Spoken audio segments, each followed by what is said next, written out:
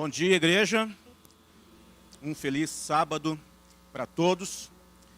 É uma alegria estar com vocês mais uma vez para compartilharmos juntos da palavra de Deus. Abra sua Bíblia no livro de Marcos, capítulo 10. Muito obrigado, minha irmã. Marcos capítulo 5, perdão. Marcos capítulo 5. E a partir do texto, nós vamos procurar respostas para a pergunta que está aí projetada na tela. O que fazer quando falta luz? O que fazer quando falta luz? Há alguns dias eu estava viajando e soube que em algumas regiões aqui da Grande Recife faltou energia. E aí lá no grupo de WhatsApp do condomínio, de tempos em tempos, vinha a atualização sobre como é que estava a situação, né? Eu não passei por isso, mas quem estava lá em casa vivenciou essa situação da intermitência da energia elétrica. Quem já precisou andar no escuro aí alguma vez? Levante a mão. Todos nós, praticamente todos, já precisaram andar no escuro algumas vezes. Eu me lembro de duas situações bem especiais. Uma delas, há muitos anos, normalmente nós dormíamos lá em casa com a porta do quarto aberta. Lá pelos idos do ano 2000, dos anos 2000.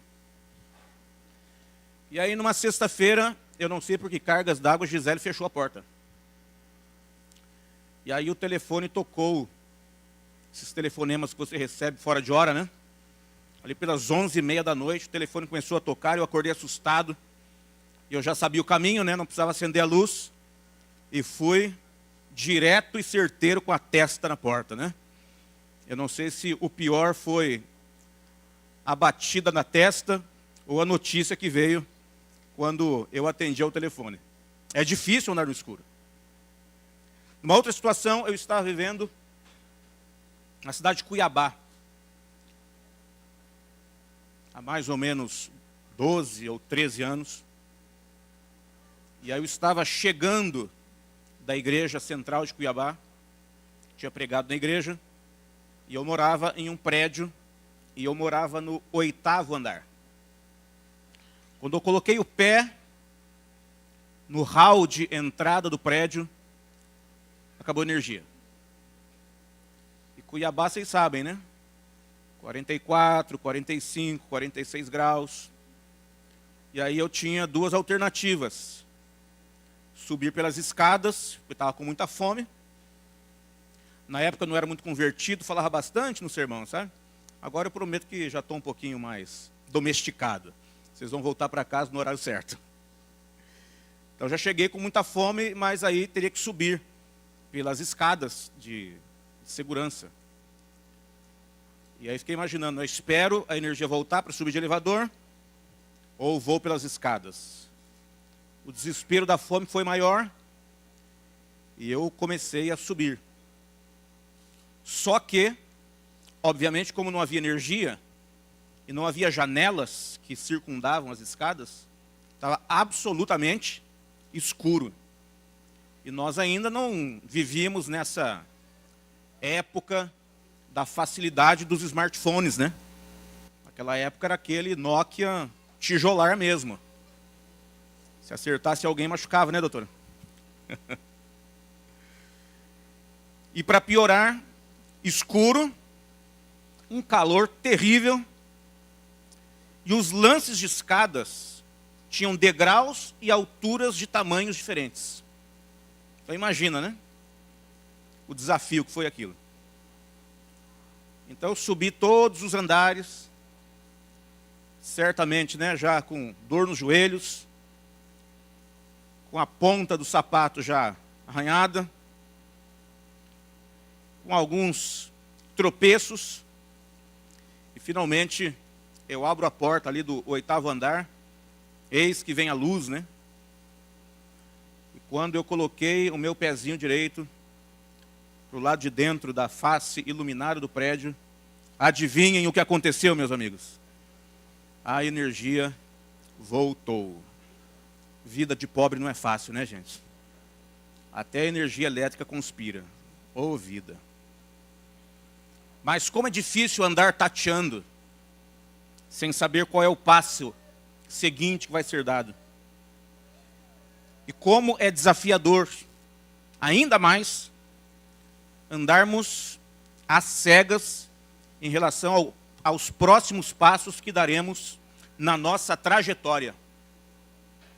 Como é difícil não sabermos exatamente qual é o próximo passo e o que vai acontecer se nós dermos este ou aquele passo.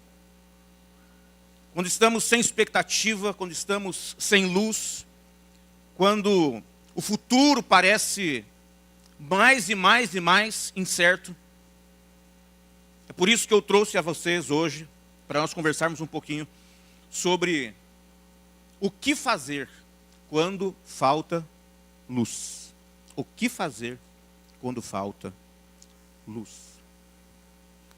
E penso que as 3 lições que vamos extrair do texto bíblico nos ajudarão. Ou hoje, se estivermos andando no escuro, ou amanhã. Porque volta e meia nós passamos por situações assim. É impossível nós escaparmos dessas situações desafiadoras. Sim ou não? Então vamos lá. São 2 histórias, ambas bastante conhecidas. Eu não tenho a pretensão de recontá-las, mas vamos tirar lições a partir dessas 2 histórias. Marcos 5, a partir do verso 21. Vamos lá. Tendo Jesus voltado no barco para o outro lado, afluiu para ele grande multidão, e ele estava junto do mar. Eis que se chegou a ele um dos principais da sinagoga, chamado Jairo. E vendo-o, prostrou-se a seus pés. E insistentemente lhe suplicou: minha filhinha está à morte. Vem, impõe as mãos sobre ela, para que seja salva e viverá. E o texto diz: e Jesus foi com ele. E Jesus foi com ele. Vamos parar um pouquinho. Aqui nós temos o relato de um pai que está desesperado. Ele não enxerga luz no futuro. A sua filhinha, que tem apenas 12 anos, e o texto bíblico vai revelar a sua idade um pouco mais à frente, está doente. E parece que não existe cura para o seu mal. Jairo era o chefe da sinagoga. Provavelmente algo parecido com um pastor distrital ou um primeiro ancião. Ele era uma referência para a comunidade.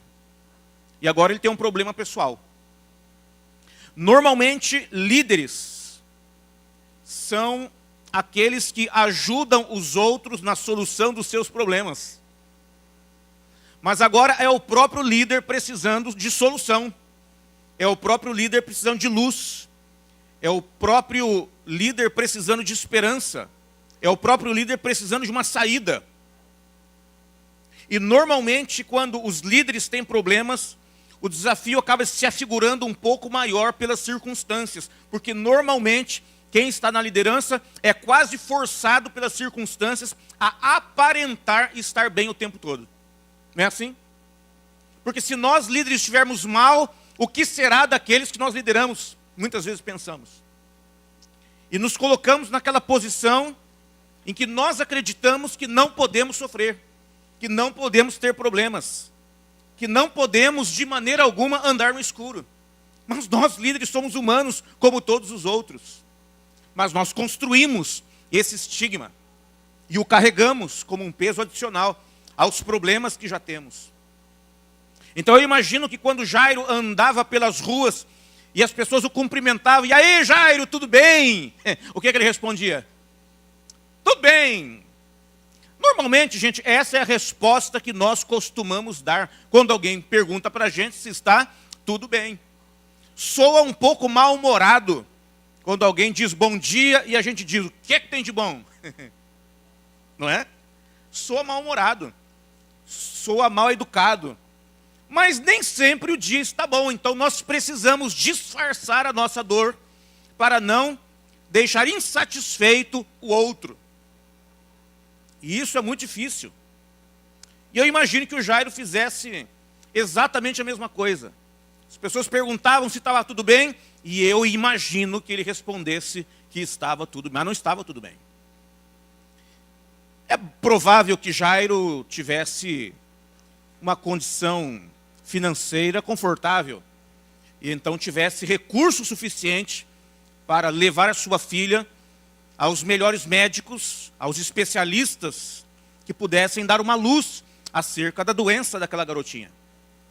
Mas eu imagino que à medida que o tempo foi passando e ela foi piorando, e as expectativas dos médicos não eram positivas, que ele foi perdendo a esperança, ele foi entrando em desespero. Ele não pode, de maneira alguma, entregar os pontos, mas parece que não há uma outra oportunidade, uma outra saída. Agora, como é possível nós imaginarmos um pai que tem a sua filhinha com 12 anos e ela está morrendo? Quem é que, em sã consciência, vai cruzar os braços e dizer, não há mais o que fazer? Agora é só esperar. Porque provavelmente tenha sido isso que o último médico tivesse dito para ele. Leve a sua filhinha para casa, caso ela estivesse internada. Não há mais nada que nós possamos fazer por ela aqui. Aproveite os últimos momentos com ela. Faça com ela coisas que você gostaria. Ouça dela sobre coisas que ela gostaria de fazer, porque os dias dela estão contados. Não dá para imaginar um pai com os braços cruzados, esperando o dia da morte da filha acontecer. É aí que surge uma centelha de esperança. Ele ouve dizer que Jesus está passando por ali. E agora ele entra em um grande conflito interno. Porque normalmente Jesus andava com os maltrapilhos. Aliás, existe um livro excelente, chamado O Evangelho Maltrapilho. Vale a pena a leitura. É um grande clássico do movimento protestante. E agora eu fico imaginando o que é que o Jairo vai fazer para se aproximar de Jesus. Afinal de contas, se ele fizer isso, é bem provável que os paparazzi da época iriam tirar fotos dele e postar nas redes sociais, nas mídias sociais de fofoca, dizendo: líder religioso e referencial das pessoas da nossa cidade procura o mestre dos maltrapilhos. Não está com cara de que isso vai pegar muito bem. Então agora ele tem que fazer uma avaliação. Ou a prioridade é a sua imagem perante a comunidade, e ele poderia enfraquecer enquanto líder por conta das eventuais críticas que fosse receber. Ou então ele toma a decisão de, apesar de qualquer coisa, ir ao encontro de Jesus, e ele escolhe a segunda opção. E ele sai da sua casa, e ele vai ao encontro de Jesus. Como ele era um homem provavelmente benquisto na comunidade, é bem provável que à medida que ele ia se aproximando e as pessoas percebiam que ele queria falar com Jesus, que muitos dessem espaço para que ele se aproximasse. E de repente ele está diante de Jesus. E o texto bíblico diz que ele faz um movimento. Ele se prostra diante do mestre. Se em nossos dias não pega muito bem nós nos ajoelharmos perante uma outra pessoa, a não ser que seja um pedido de casamento, né? Aí é muito bonito. Mas em outras situações, de fato, não parece algo muito convencional se ajoelhar diante de alguém para pedir uma ajuda. Nós temos orgulho próprio, não é? Nós temos dignidade. Mas o desespero dele era tão grande, e a ausência de expectativa tão grande, e o desejo que Jesus lhe desse alguma expectativa, alguma resposta, era tão grande, que ele quebra as convenções, se ajoelha diante de Jesus, e diz para ele. E agora a figura do líder parece que toma conta dele. Diz: Jesus, para o que o senhor está fazendo, ouça o que eu tenho para dizer, me siga, chegue até a minha casa, fale umas palavras para minha filha, para que ela fique boa. É o líder, né? Comandante de tudo, dando a sequência das ações que Jesus precisa desenvolver para que o seu problema seja resolvido. Mas a parte disso, de fato, Jairo, um homem que parecia importante demais para procurar a Jesus, o busca. E aqui nós extraímos a primeira das 3 lições que vamos tirar do nosso bate-papo de hoje de manhã.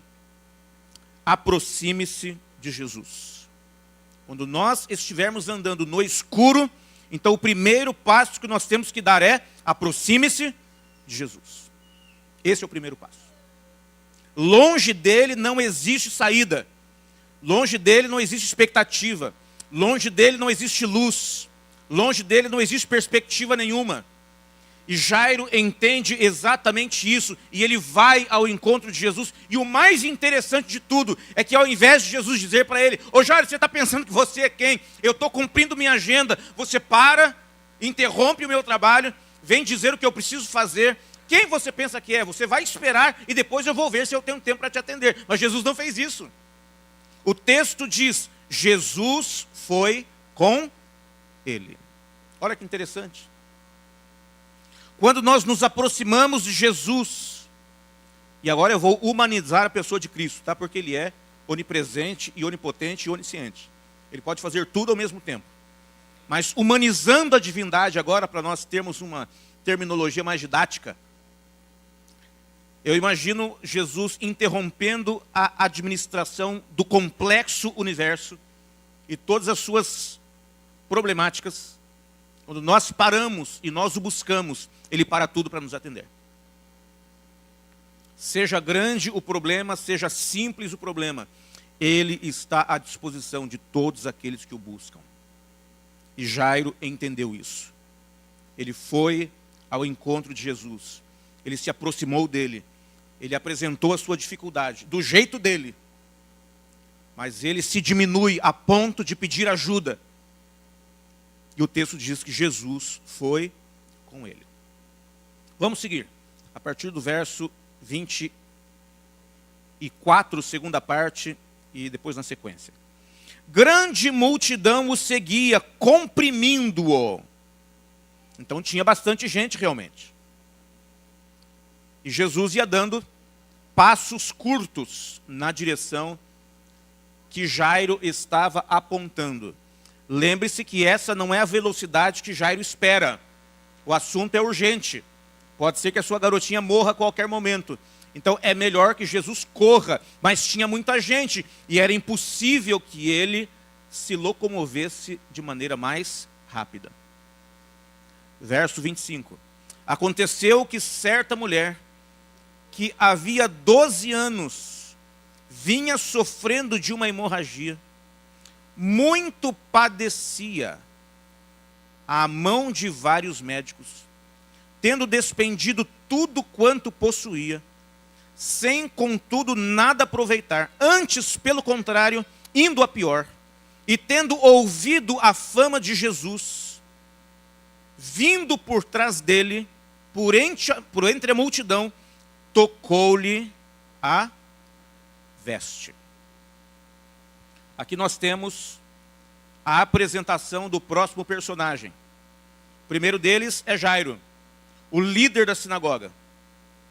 Aplaudido, reconhecido, respeitado. Ele tinha um problema, ele não via luz. Ele buscou se aproximar de Jesus para encontrar a luz. Porque o próprio Jesus disse: eu sou a luz do mundo.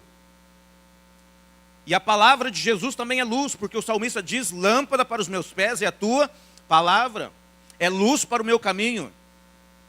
Mas agora entra em cena uma segunda personagem. Não nos esqueçamos de que Jairo está no cenário. Aquele homem poderoso demais aos olhos do povo para se aproximar do mestre dos maltrapilhos. Mas agora entra em cena uma mulher. E aqui nós já temos uma diferenciação, porque naquele tempo muito mais do que hoje, os homens eram muito mais valorizados. Naquele tempo e naquele lugar, as mulheres só tinham uma finalidade: gerar filhos. Por isso, esse contraste tremendo entre o primeiro e o segundo. Na primeira história, Jairo é chamado pelo nome. Na segunda história, nós nem sequer sabemos quem é a personagem. E as diferenciações vão se tornando, né, ocupantes de um espaço que é um abismo.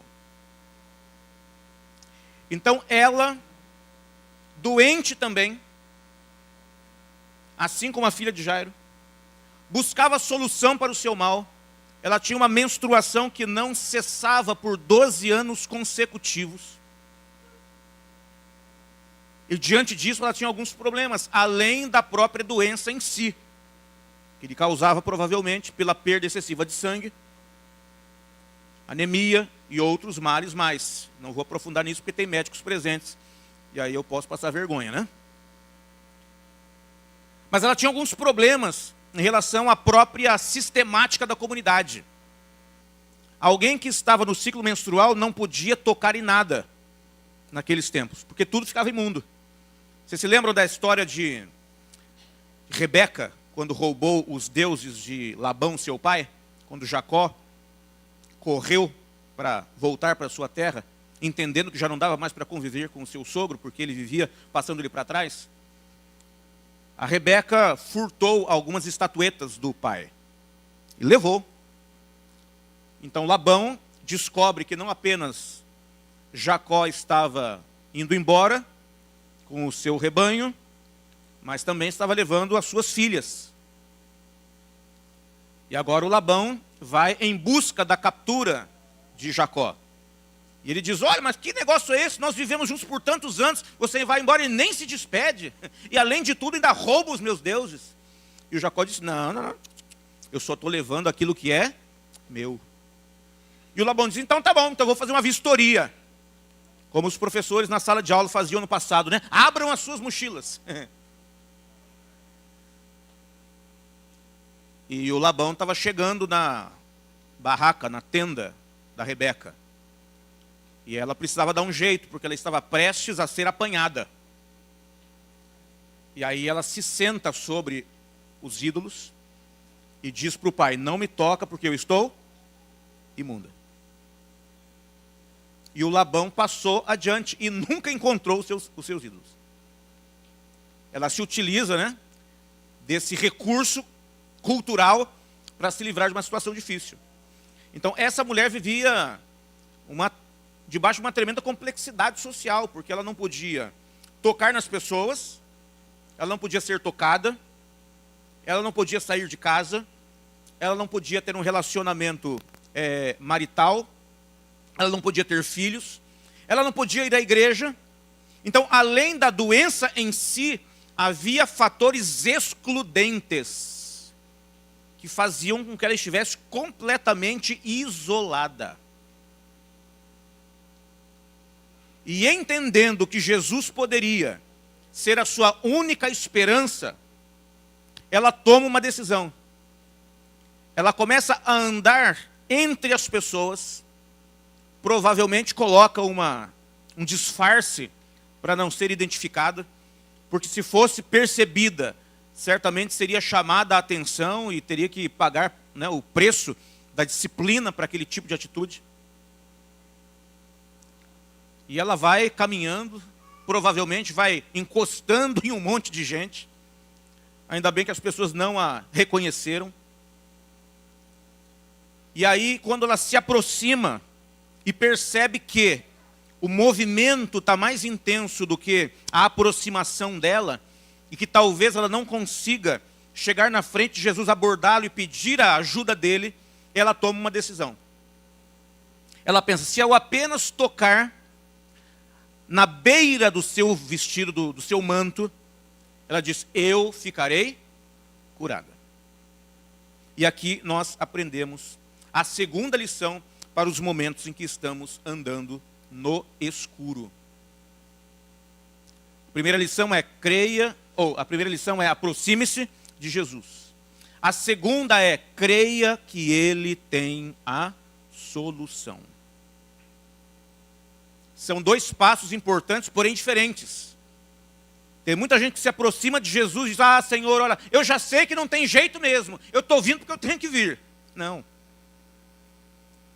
Esse não é o tipo de aproximação que Jesus espera. Ele quer que nós nos aproximemos e que ao mesmo tempo creiamos que Ele tem a solução. É claro que nem sempre a solução que nós pedimos é a solução que Ele traz. São aspectos diferentes e isso está reservado à soberania de Deus, à presciência de Deus em saber, independentemente das circunstâncias, o que vai ser melhor para nós a longo prazo. Não quer dizer que quando Ele não cura, que Ele não tenha respondido, ou que Ele não nos ame, ou que de alguma maneira Ele tenha sido responsável por uma eventual morte. É claro que não.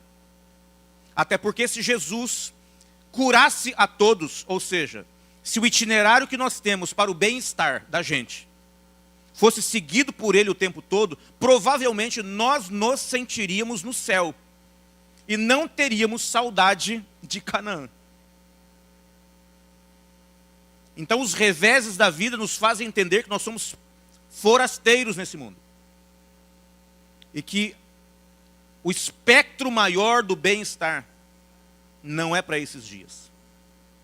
Então Deus toma aquilo que Ele tem à disposição dEle para cumprir o seu propósito. Ele não cria a dor, mas Ele usa a dor. Ele não cria os problemas, mas Ele se utiliza dos problemas. E em algumas vezes, a solução que nós pedimos é a mesma que Ele traz. Nem sempre. Mas essa mulher, crendo que Jesus tinha a solução, vai buscar tocar no seu manto, na orla do seu manto. Bem no cantinho. E aqui está a segunda lição. A primeira, aproxime-se de Jesus. A segunda, creia que Ele tem a solução. Vamos ver o que acontece. Verso 28. Porque dizia, se eu apenas lhe tocar as vestes, ficarei curada. Logo se lhe estancou a hemorragia e sentiu no corpo estar curada do seu flagelo. Olha que interessante.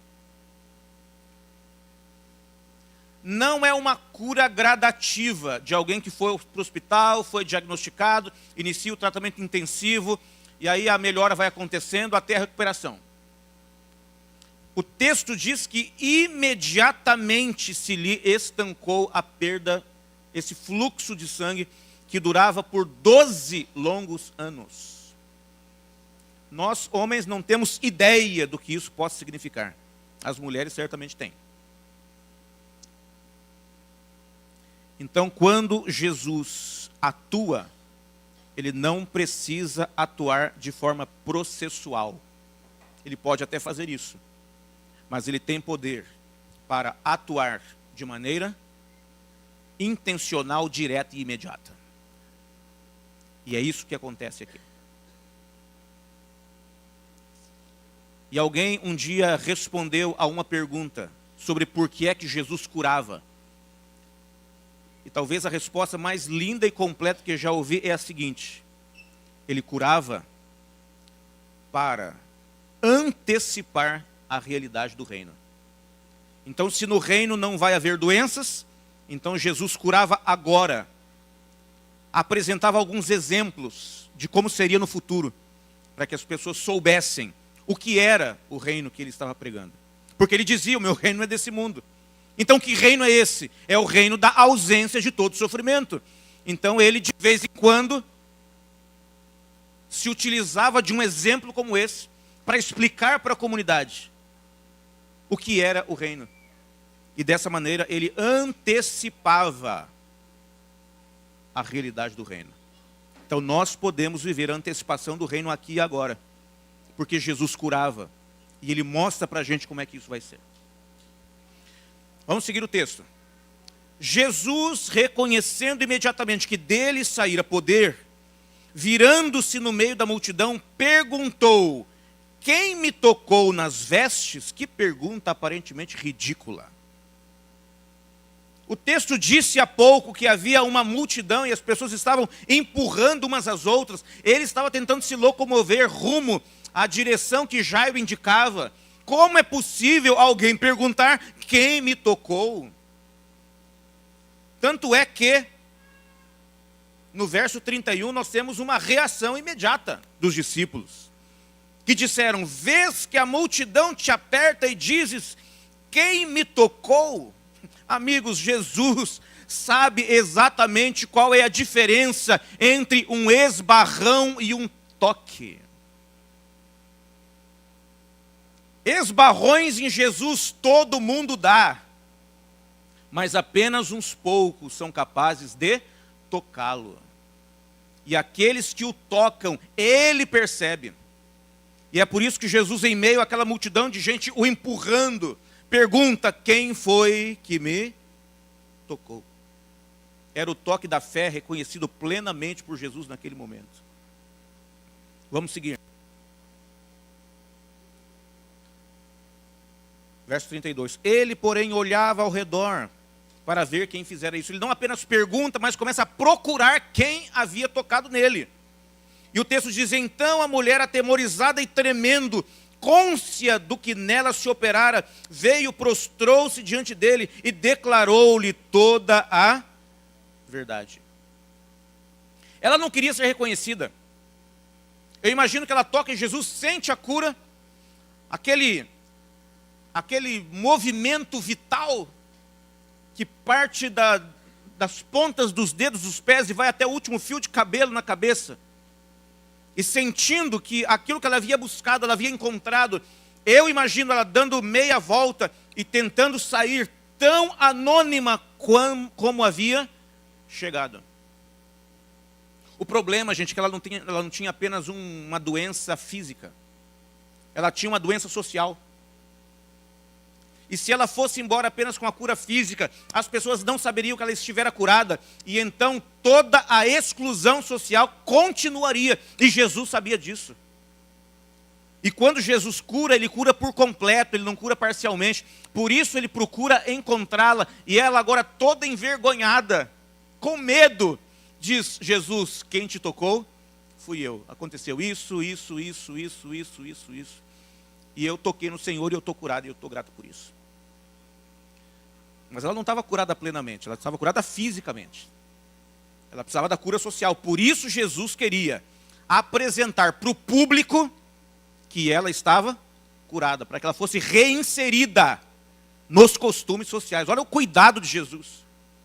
E mais lindo ainda, Jesus diz para ela, verso 34, filha, a tua fé te salvou. Vai-te em paz e fica livre do teu mal. Gente, é raríssimo no texto bíblico nós encontrarmos Jesus chamando alguém de filha. Pode procurar. Você quase não vai encontrar. Mas Jesus chama ela de filha. Sabe por quê? Porque ela precisava de um pai naquele momento. Ele poderia dizer: mulher, senhora, você, ei, psiu, a tua fé te curou. Ele disse: filha, você tem um pai. Você está reinserida nessa comunidade, como filha também dessa comunidade. Vá em paz e volte para suas atividades normais. Volte para o seu esposo, volte para a sua casa, volte para a sua igreja, volte para a sua vizinhança. Que lindo. Ela creu que Jesus tinha solução. Mas não se esqueça que tem alguém esperando pela bênção. Quem é? Não se esqueça do Jairo. Verso 35. Falava ele ainda quando chegaram alguns da casa do chefe da sinagoga, a quem disseram: tua filha já morreu. Por que ainda incomodas o mestre? Amigos, esse é o momento em que Jairo parece ver o fim das suas expectativas todas. Ele havia quebrado o paradigma social de um homem importante procurando Jesus. Ele havia quebrado outro paradigma aquele do líder que sempre está bem, e ele demonstra fragilidade diante dos seus seguidores lá da igreja, lá da sinagoga. Ele busca a ajuda de Jesus. Jesus até topa andar com ele, só que Jesus não caminha na velocidade que ele precisa. Ele para atender aquela mulher. Imagine a angústia daquele homem, e Jesus parece que não tem pressa, e agora os seus funcionários dizem: pare de incomodar o mestre, Jairo acabou. Gente, talvez uma das palavras mais difíceis da língua portuguesa, aplicada a esse contexto, seja essa: acabou. Porque enquanto existe uma centelha de luz, a gente ainda corre. Mas nesse momento não tem mais luz, a vela apagou, está tudo escuro para Jairo. A sua filhinha de 12 anos havia morrido. Eu imagino que ele tenha sentado no chão, cruzado as pernas, jogado cinzas na cabeça, rasgado as roupas, porque era assim que o judeu demonstrava tristeza e desespero. E as pessoas estão vendo aquela cena horrorosa, e Jesus, com um semblante de paz, diz assim, verso 36, mas Jesus, sem acudir a tais palavras, disse ao chefe da sinagoga: não temas, crê somente. Não dá para entender o que Jesus está tentando dizer. Pelo menos se você não sabe qual é o fim da história. Se você sabe, tudo bem. Mas se você não sabe, porque a sua história talvez ainda não tenha terminado, dentro do espectro de um problema que você tem para resolver, e aí vem Jesus e diz: não temas, crê somente, e alguém diz para você que acabou, o que você vai fazer? Já ele poderia ter dito: Jesus, olha, o senhor pode ir embora. O senhor pode ir embora, o senhor pode atender essa comunidade. O senhor pode continuar com essa gente.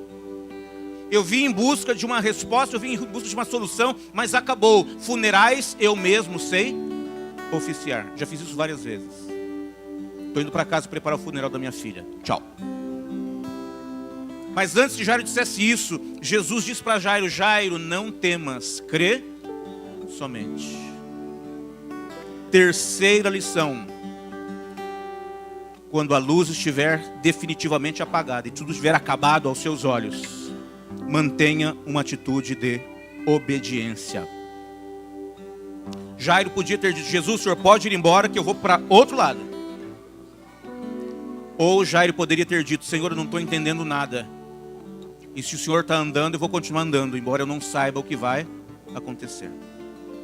E talvez pela primeira vez é Jesus que está na frente, porque Jairo estava tentando puxar Jesus. Mas agora é Jesus que está levando Jairo. Parece que a ordem de quem segue quem havia sido restaurada. E é interessante notar isso também. E o texto continua: contudo, não permitiu que alguém o acompanhasse, senão Pedro e os irmãos Tiago e João. Chegando à casa do chefe da sinagoga, viu Jesus o alvoroço, os que choravam e os que pranteavam muito. Ao entrar, lhes disse: por que estáis em alvoroço e chorais? A criança não está morta, mas dorme. Pergunta: estava dormindo ou tinha morrido? Tinha morrido. Tinha morrido. Parece uma falta de sensibilidade isso. Verso 40. E riam-se dele. Tendo ele, porém, mandado sair todos, tomou o pai e a mãe da criança e os que vieram com ele, e entrou onde ela estava. Olha só. Naquele tempo, os funerais de gente importante eram os mais barulhentos. Então o funeral barulhento era de gente importante. O funeral mais silencioso era de gente pouco importante. Então havia gente que os ricos contratavam para ficar chorando nos funerais. E essas pessoas estavam lá já. Quando Jesus diz: a criança não morreu, ela apenas dorme, essas pessoas começaram a rir. Então, quando rirem da sua fé, porque você continua obedecendo, mesmo que a luz tenha apagado, embora você mantenha a atitude de obediência, mesmo quando pareça que realmente agora acabou mesmo, não tenha medo, porque riram também da fé de Jesus. Você está em boa companhia. O texto diz que Jesus mandou essas pessoas saírem. E em português não existe uma maneira de nós entendermos a intensidade da palavra. Mas em grego dá. Era a mesma expressão que Jesus usava para expulsar demônios. Pesado. Ele expulsa aquelas pessoas porque elas duvidam da fé de Deus. E ele os expulsa, assim como expulsou os demônios. Tomando-a pela mão, disse: Talita cumi, que quer dizer, menina, eu te mando, levanta-te. Amigos, esse é o momento em que nós descobrimos uma coisa a respeito de Jesus. Com a gente é ver para crer. Com Jesus é crer para ver. É o ditado popular ao inverso, às avessas. E aqui nós entendemos uma coisa, que fé é crer mesmo quando não vemos. É obedecer mesmo quando nós não entendemos. É isso. Fé é crer mesmo quando não vemos. É obedecer mesmo quando não entendemos. Mas nesse momento Jairo vai entender. Imediatamente, verso 42, a menina se levantou e pôs-se a andar, pois ainda tinha 12 anos. Então ficaram todos sobremaneira admirados. Mas Jesus ordenou-lhes expressamente que ninguém o soubesse. E mandou que dessem de comer a menina. Por que é que Jesus demorou? Porque se fosse no tempo de Jairo, ele ganharia de presente um milagre, uma cura. Mas como foi no tempo de Jesus, o milagre não foi de uma cura. O milagre foi de uma ressurreição, e o peso disso é muito maior. Então não questione o tempo de Deus. Embora ele esteja aos nossos olhos de um relógio que vive atrasado, de um mover extremamente lento, angustiosamente lento, mas entenda, quando ele demora, é porque ele está preparando um espetáculo ainda maior. Então, se demorar, comemore, dê graças a ele, porque o que vem na frente é ainda mais grandioso, mais poderoso. Vamos fechar. Quantos anos tinha a menina? Há quantos anos a mulher estava sofrendo? Quando a mulher começou a sofrer, a menininha nasceu. E ao fim de 12 anos de sofrimento de uma, começa a dor da outra. E as duas histórias se encontram no mesmo dia. Isso nos ensina uma lição. Se assim como aquela mulher, você ainda puder esticar os seus braços, os dedos e as pontas dos dedos para tocar em Jesus, faça isso. E ao você fazer isso, o milagre vai acontecer. Mas se assim como Jairo, que ouviu a expressão acabou, e já não acreditava mais que o movimento era possível, então entenda, Jesus não esperou que Jairo tocasse. Jesus tocou nele. Ele vai tocar em você também. E o milagre também vai acontecer. Então, se você tem forças, toque nele. Se você não tem, permita que ele toque em você. E o milagre vai acontecer. Então, qual é o resumo da história? Está no escuro? Aproxime-se de Jesus. Creia que ele tem a solução. E mantenha uma atitude de obediência, mesmo que você não entenda. Se você percorrer essa trilha, certamente vai experimentar coisas grandiosas de Deus, coisas lindas de Deus. E nesse momento eu quero orar com você, talvez por você também, para que esses passos sejam vividos na sua trajetória e revividos quantas vezes sejam necessários, para que nós continuemos experimentando o melhor de Deus. Se você quer ter essa experiência profunda com Ele, mantenha a sua mão erguida enquanto nós oramos. Senhor, muito obrigado pelo teu cuidado e bênção. Obrigado porque na tua palavra existem histórias que intencionalmente foram registradas para nos lembrar de quem o Senhor é, de quem nós somos e o que o Senhor pode fazer por nós. Então nos permita que, ao andarmos no escuro, e a escuridão vai nos assaltar muitas vezes, que primeiramente nós nos aproximemos de Jesus, o teu Filho, Que em segundo lugar nós acreditemos piamente, por meio da fé, um presente da tua graça, que Jesus tem a solução. E finalmente que nós mantenhamos uma atitude de obediência, ainda que a gente não entenda. Porque fé é crer mesmo quando não vemos, é obedecer mesmo quando não entendemos. Nos cubra dessa certeza e nos dê forças para dar esses passos sempre que necessário. Em nome de Jesus. Amém.